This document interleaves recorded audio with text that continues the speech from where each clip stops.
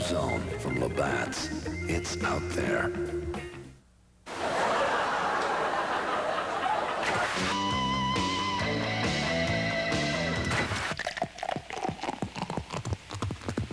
The blue zone from Labatt's. It's out there, and it's in here.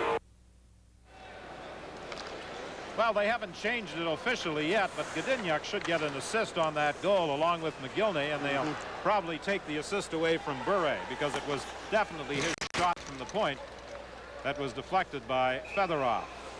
That deflected puck is grabbed and held by Ivashkin for a faceoff. You know, Don, we talk about playing tough. We always think of that as being physical. If there's ever a time you got to play tough emotionally, when you're down 7-2 in a gold medal game with a packed rink and a national TV audience, emotionally, you got to play tough. You got to come off that bench. You got to forget about it. It is no easy trick. We're going to learn a lot about this team right now. Ricci in the circle. The draw comes back to Smith at the line. He couldn't get a shot away. Canada trying to keep it in, but Zubov gets it out into the neutral zone.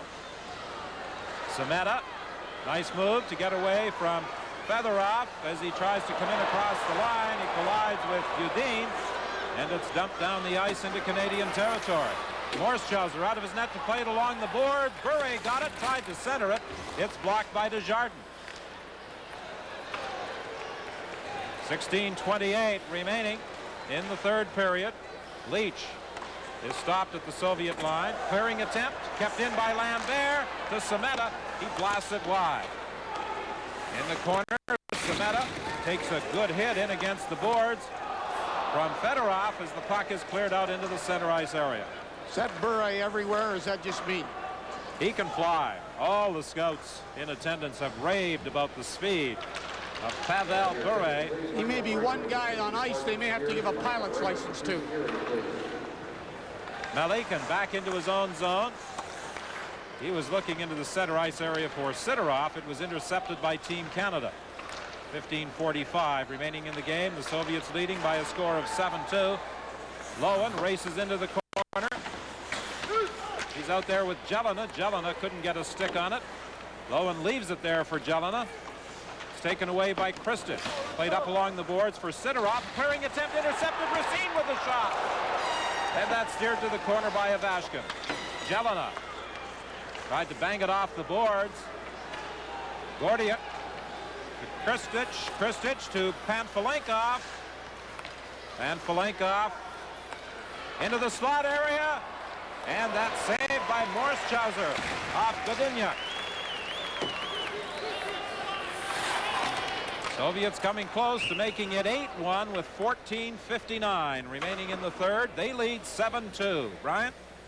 Just a reminder, Don, Sports Weekend coming up this Saturday afternoon. Figure skating features Katarina Witt and friends. We will have the men's downhill same-day coverage of the race from Switzerland. That's Sports Weekend coming up at 3 Eastern Saturday. That is 12 noon on the West Coast. The Canadian team will be returning home tomorrow, and for the majority of the players, they will, of course, be returning to their junior teams or to the university club for which they perform. Eric Desjardins will probably be heading for the Montreal Canadiens. He has been with them for much of the season. And what a roll the Canadians are on. Oh, I tell you, what a roll they're on, and what a roll they're on in getting some players. They got 3 or 4 good ones right in this tournament. Baikovsky works to the corner against Vayu. Plays it back to the line. Sorokin manages to keep it in, and it's knocked out into the neutral zone. Shannon took a shot off a leg, and the Soviets dump it back into Canadian territory. Smith dumps it out. Team Canada making a change. Pass intercepted. Here's Castles going in alone. On the backhand, he fired it wide, and he collides with the goaltender, Ivashkin. He couldn't go to his forehand because of the 2 Soviet players who were coming across. He showed what a good puck control he has. with that good backhand of his. As a matter of fact, he scored on a backhand last night. Watch him come in. He knows he can't bring it around. He brings it outside where they can, and he's going for that upper corner. He misses the net. Hey, speaking of Montreal Canadiens, every time we talk about a player, like, does that organization do a lot of right things? Is it, it's not an accident that that team's on a roll. I mean, they know, there's another good player of theirs, and he was looking for that corner. That was no accident. He collided with the goaltender of Ashkin. And Vashkin repairs some equipment. The net is replaced, and he'll go back in goal for the Soviet Union.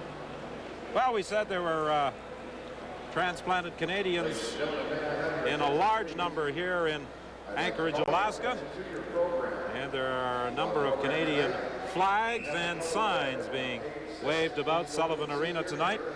It seems that every second person we talk to in this building indicates that they are here from some part of Canada. 7-2 is the score. The Soviet Union leading Canada with 14:07 remaining in the hockey game. It was 1-1 after 20 minutes, and then the Soviets broke it open with a couple of quick goals to start the second, and by the midpoint of the period they were in front by a score of 6-1. They've certainly taken, you talk about winning hockey games, they get an opportunity, those Russians and the Soviets. They're going to put the puck in the net. The shot from the point by Smith is blocked by Oksuda. Now it's Gordiuk on the left side. Oksuda with a shot. It's just wide. Desjardins plays it off the glass and down the ice. Udine goes back after it. His pass intercepted by Savage. Savage has to wait for Sheldon Kennedy to get back on side. Now Kennedy takes the pass. Off the boards for Savage. And it's offside. Brynda Moore coming in the right wing was ahead of the play. There are two teams in attendance here tonight that are disappointed. The Canadian team on the ice, and you can be sure that the team from Sweden is not too excited about that score. And as you pointed out very early in the game, if Canada cannot get a goal, they can get a silver. That's the best they can get. But if they win today, you know what happens. The Swedes get it. And there's this player we've been talking about with the lit up laces. But I'll tell you something, as I said before, he should get a pilot's license to play, because that's how quick he is on the ice. Well, since the national team program was formed, Canada has only finished out of the medals on 2 occasions previously, 1984, and then in that punch-up in Piastany in '87 when both the Soviets and the Canadians were disqualified. But Canada has won 3 gold medals. Here's Bure, watch him fly, going for the net. Back of it, tries the wraparound, gets it again as he pounced on that rebound, but the Canadian player Ricci took it away from him. It's dumped down the ice. Bure in the neutral zone. He has McGillney to his left. Long shot off a stick high up into the crowd. 12:45 is the time left. 7-2 is the score.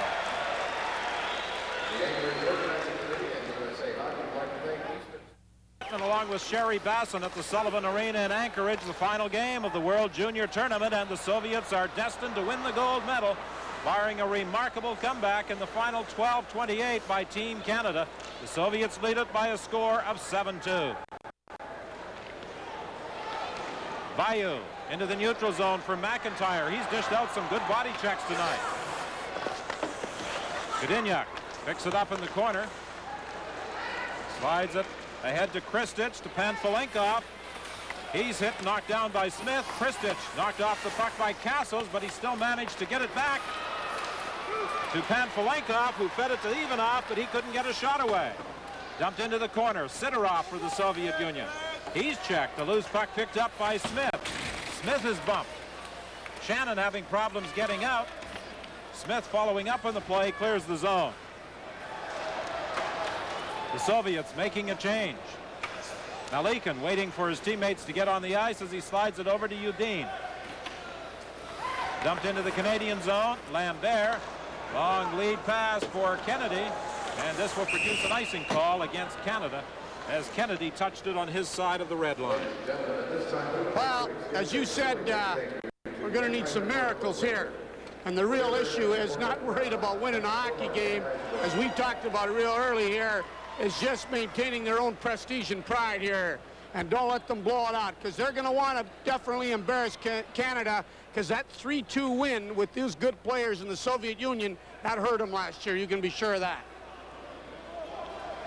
The Soviets have dominated this World Junior Tournament, but not as much since Canada went to the national team program. They won 4 of their gold medals prior to the formation of that national program. The first year, of course, was in Winnipeg in 1982. The final game played in Rochester, but in the game played in Winnipeg, Canada destroyed the Soviet Union.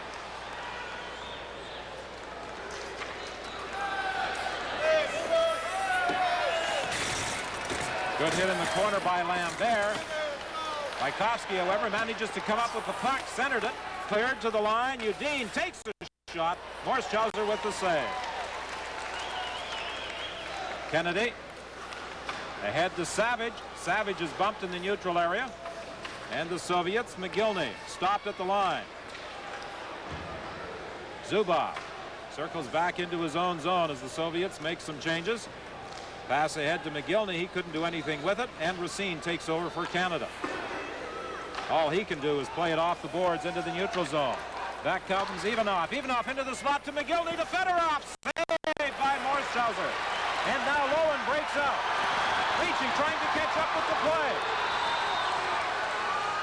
In the slot area, Fedorov came back to tie up Ricci and deflect it to the corner. Ricci gets it again, back to the net, into the slot area, and it bounced away from Leach, who was all set looking for that centering attempt. McGillney for Ivanov. Off the boards to the Canadian line. Picked up there by Racine. Rink wide. Leach working to the corner. Bumped by Malikin. Ricci comes in as well. The puck comes loose to Leach. Trying to center it. Bounces high. Gomolyako brings it out for the Soviets. He's tied up as he comes in across the line by Smith. Desjardins plays it off the boards and down the ice, and this will be an icing call against Canada. 9:22 is the time remaining in the third period. 2-3-6-7-7-9. That's 2-3-6-7-7-9. Face off to the right of Gus Morschauser. 7-2. The Soviets lead Canada, and the Soviets are headed for the gold medal. Canada has won 3 previous gold medals in 82, 85, and 88. They took the silver in 77 and 1986, the bronze in 78 and 83.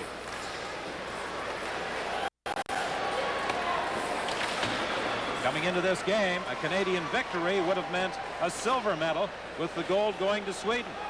But now it looks as though Canada is going to finish out of the medals. Czechoslovakia, with a victory over Finland by a score of 7-2, will capture the bronze. Shannon dumping it in. Godinyak back into the corner, trying to clear. Desjardins kept it in, but then it bounces to Oksuda, to Gomolyako. His shot, a weak one, slides wide. He's sent flying in against the boards by Desjardins. They battle for that puck in there, and the Soviets come up with it. They tried to get it back to the point, but it was intercepted by Canada. Shannon shoots it in and then goes to the bench on a change with 8:26 remaining in the third. 7-2, the Soviets lead Canada. Stolen by Brind'Amour at the line. Brind'Amour trying to play it back to the point to Lambert, but the Soviet player knocked it out into the neutral zone. One of the things that should be noted is that the Soviets play very good positional hockey in the offensive zone and defensive. They're very patient and wait for that puck. They're right up by the blue line, and then they break out. Lead pass to Sidorov. Sidorov looking for Kristich, and it was up high as it was deflected. He never got a shot away. Murphy comes back for Canada to Brind'Amour. Centering it, and racing in was Kennedy, but he couldn't get to it. Now the Soviets break out 2-on-1. Drop back for Panfilenkov. Panfilenkov into the slot area. Excellent play by Lambert. Ivanov with a shot, saved by Morschauser, and it's dumped down the ice. Well, I'll tell you one thing, that was very well played by the Canadian defenseman. Although, hey, when you're coming in, you got to do things instinctively, and the Soviets just took too much time, let the Canadians get back in the play, and Morschauser made that big save. Again, you'll notice that they're getting some very good chances from what we call a deep slot, Don, which is, again, between the circles offensively. Too good of an area to get, and you're going to score too many chances. You get enough there, they're going to go in the net, and we've seen McGillney do it a few times. Soviets' only loss in the tournament, that 5-3 setback at the hands of Czechoslovakia, and what a big win that turned out to be for the Czechs, because with their triumph tonight, they wind up in the bronze medal position, 7-2 over Finland. And it's interesting that in this tournament, the bottom team is relegated to the B pool. Norway and West Germany today were playing for that last position, and Norway won it by a score of 4-2. So Norway stays in the A pool. West Germany will be in the B pool next year. A lot of big games today, and that was one of them to those teams, you can be sure. Bure trying to control it as he works against Racine. They continue that battle along the boards. Tchaikovsky in there as well. So is Ricci. That Bure is tenacious. He tried to get it back to the slot to Ivanov, and then he takes a good hit along the boards. Now Nalikin gets it back of the net for Racine. Racine plays it off the glass to center ice. Ivanov is back for the Soviets. He shoots it into Canadian territory. Racine has it with 6:36 left in the game. 7-2. The Soviets lead it. Pass too far for Leach. Ahead to McGillney. McGillney knocked off the puck. Picked up by Panfilenkov, right in, the save by Morschauser. Since taking over from Stefan Fazet, Morschauser, who plays for the Kitchener Rangers, has made some good saves. Far no embarrassment on that kid's part, I'll tell you that. Nobody can blame the goaltenders in this tournament for the Canadian team. They've been outstanding, to say the least. McGillney, who has scored 3, stopped as he comes in across the line. Up off the glass. Canada breaks out. Lowen coming in with Desjardins. To Desjardins, he couldn't get a shot away. He was tied up by McGillney. The scoring star for the Soviet team did a good job of coming back to pick up his check. Well, to say the least, that Soviet team's been working hard, as we call, in both ends of the rink, Don. And that's exactly why they're ahead 7-2. 5:31 remaining in the game. The Soviet Union heading for the gold medal, in front by 5. Underway in the Soviet zone. Lambert tees it up, a high shot that hit a Soviet player in front of the net. Vindemur battling with Udine along the boards. Oksuda comes in as well. So does Savage. He gets it loose to Lambert. Kennedy goes into the corner with Zubov. Kennedy is knocked down. It comes out to the line. Penalty coming up here against the Soviet Union as Foster has it. Could be a charging call, as Kennedy was really decked in the corner. No, it's an elbowing penalty. Well, when you talk about Kennedy, he's been very impressive as one of the veterans here. He plays very, very hard every second he's out there. And so now we're going to see two things. We're going to see the power play, of course, of the Canadians. But what I want the people to watch for is how aggressive the Soviets play when they're shorthanded. It'll be interesting to see if they still do it when they're ahead 7-2. But they play very, very aggressive. They go after the puck wherever it is. An elbowing call against Zubov at 15:10 of the third period. Racine dumps it in to Ricci in front of the net as Leach took a swipe at it, and the Soviets knock it out. Dumped back in by Canada, and it's called in the offside. Tom Webster, who coaches the Windsor Spitfires, the former coach of the New York Rangers until illness forced him out of that position, has to be disappointed with what has transpired here tonight. He came into this game with high hopes of the Canadian team leaving Anchorage with at least a silver medal. Good character guy, too. Teaches his kids some very, very good people skills. It was that 5-goal outburst in the first 9 minutes of the second period that did the Canadian team in. Pass cross ice for Desjardins as he had moved in from the point, but he couldn't reach it. And again, the Canadian team is called in the offside with 1:24 remaining in the penalty. Well, as we said earlier, we noticed that the Soviets on the puck. They're very, very aggressive. They're not going to sit back and let you set, but we, you know, to get set with your power play, they go after that puck. They got a lot of confidence in themselves, and they're going to what we know as pressure. They like to put a lot of pressure on whoever has the puck. Don't give them time to think. Don't give them time to deal with the puck. They'll put a lot of pressure on you, and they've been quite successful at it.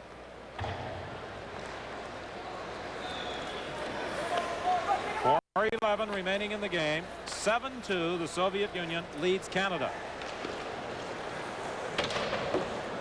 Indeed. Shannon battling for it along with Castles. Kristich is in there for the Soviet Union. Castles gets it out in front. Desjardins, he couldn't get a shot away. Gets it again. Tries a backhander that is blocked, and the Soviets bring it out. Kristich working to the line. Kristich trying to go around Racine. Knocked off the puck. Desjardins gets it over to Racine. The big Canadian defenseman works his way into the neutral zone. 44 seconds left in the penalty. Racine back to the net out front. And Shannon couldn't get a shot away as he was checked. Finally, from a bad angle, he fires it high and wide in the corner. Godinuk knocked off the puck. Back to the point. Lambert tees it up, lets a shot go just wide. He almost picked the far corner. Foster plays it back of the goal. Castles for Canada, moving all the way back to the line. He scored the Canadians' first goal of the hockey game. For Lambert, back of the net to Shannon. Shannon tried to center it. It went off a leg to the corner. Now it's Castles to McIntyre. The Soviets again at full strength. McIntyre gets it back to the line. Lambert lets a shot go. It's blocked by the Soviet player Panfilenkov, and he bangs it out into the neutral zone, and we've got a penalty coming up here. A slashing call, and it's against Team Canada. I think Lambert will be going off. Yes, it is when he got that puck. Well, you'll notice the Soviets didn't give him any chances out in front of the net. They let him have the puck outside. Now we're going to see the opposite. Now we're going to see the opportunities that they get. They just aggressively killed off a penalty. Now they'll get the power play for the next 2 minutes. Couple things I want to say, Don. I really want to talk about this. One, about the great hospitality we got while we were here by the people of Anchorage. I tell you, they really went out of the way. They deserve this. They deserve to host the Olympics. They got the facility. They're good people. But the second thing I want to talk about is the good people on this crew and what a great job they did. And I want to compliment you, the old veteran, to hold a guy like me up. Don't use that word old, please. Well, yes, but that's true. I got to tell some facts, too. You know what I mean? And I don't even care if it sounds schmaltzy or not. The people behind the scenes that do the work on this thing to hold people like myself up, I tell you, they do a great, great job, a heck of a job, and I'm just proud to be part of it. Oh, it's a pleasure having you here, Sherry, working with us. The general manager of the Oshawa Generals in the Ontario Hockey League, for those who may not be familiar with our color commentator. And on 3 occasions, the general manager of the Canadian team at the World Hockey Championships, twice winning the gold medal in 1982 and again in 1985. I know how these guys feel on both ends. I know what the jubilation about the, you know, the ecstasy of victory, and I know the sadness of defeat. So, yes, you've been on both ends with this national team program, haven't you? yes, and you were there too in Hamilton, and it didn't feel very good, I can tell you that. Bure takes it back into his own zone. The Soviets on the power play. You'll notice it doesn't matter that they got a 7-2 lead. They're taking the big guys right out there right now, the big crews out there to get that puck. Right now, it almost appears as though the Soviets are going to try and play a game with that puck. Try and keep it away from the Canadian team as Sheldon Kennedy comes in, falls, knocked off the puck by Malikin. McGillney has it, then loses it. The Soviets get it back. It comes out into the center ice area, but the Canadian defenseman Jeff Smith recovers. Now the Soviets are going to take it back into their own zone. They're just going to try and kill off time. It's the old basketball stall that they're using, and the fans aren't very happy about it. Sheldon Kennedy took a shot. Bryn DeMoor was in front of the net. He couldn't get a stick on him. McGillney is standing all by himself down at the Canadian blue line, looking for that puck. Couldn't get to it as Bayou goes back after it. 1:20 remaining in the game. 40 seconds remaining in the penalty. And again, the Soviets take the puck back into their own zone. They're not trying to do anything at all with this man advantage. Everybody is just taking open ice, as we call it. Keep the puck, don't let them touch it. It's just kind of the old keep away, you know, the old keep away we used to play as kids. And that's all they're doing is spread out over the ice. They said, hey, there's only 54 seconds left. We're not going to let them touch the puck. We got the man advantage. And they've been doing a rather effective job of just that. Fedorov plays it back into his own zone. 42 seconds remaining. The Canadian penalty is over. The Soviets, for the first time, move it ahead. Kristich, as the Canadian team is back at full strength, takes the hit from Racine, and the puck slides down into Canadian territory. It's offside. Well, 33 seconds. I'm sorry I can't agree with Stengel about it isn't over till it's over, because it's over before it's over tonight when you got a 7-2 lead. The Canadians got to say, hey, we've given it our best shot now. Let's get the game over here. I've often felt when you're on a losing score, let's get the game over so you can get it off the score clock and we don't have to watch the score anymore. But that's realistic. The Czechs have now won 7-2, so you know where that puts them when it comes to medal competition, right into the bronze. And of course, the Soviets get the gold for again, and that means we will listen and attentively listen to their national anthem at another world tournament. Well, it's interesting that the two teams that were battling for a medal tonight, Canada trying to win the silver, Czechoslovakia the bronze, should wind up with identical 7-2 scores, except Czechoslovakia won, Canada lost. Well, you know, I used to say one of our themes when I was managing the team, as you know, they play the national anthem for the winning team. And I remember when you were over there with us in Finland, our theme was that we aren't going to hear the Soviet national anthem tonight. Well, I'm afraid that doesn't apply here.